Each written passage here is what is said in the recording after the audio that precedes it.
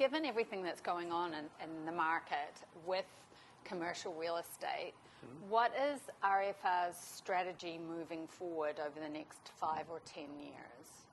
Strategy as of acquisitions or how we handle our existing properties.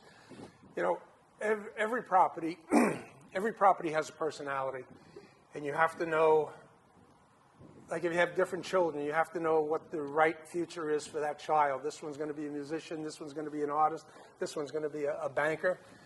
Same thing with buildings. You have to decide what's the best future for this building. You know, how much money do you put into the redevelopment of the building? Do you spend, you know, $500 a square foot renovating the lobby, or do you spend $1,000 a square foot? You have to know the markets they're in.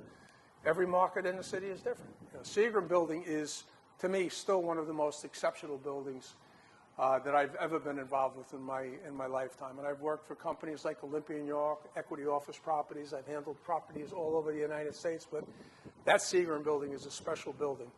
You know, there was a time, maybe 2 or 3 years ago, where the brokerage community thought that, well, the building was too old. It was built in 1950. It opened in 1958, I believe.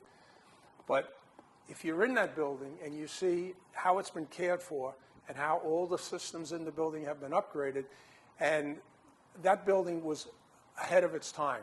The windows are already floor to ceiling in that building. They always have been. The convectors are only about that high off the floor.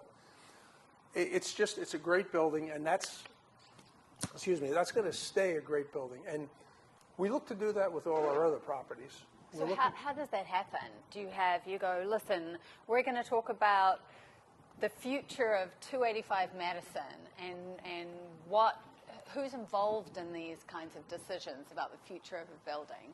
It's a team. It's a team effort. We have the analysts and we have the asset managers, the acquisition analysts, the leasing team, and myself. You know, I look at it mostly from the physical perspective. What are we going to have to spend on this building to make it a great building?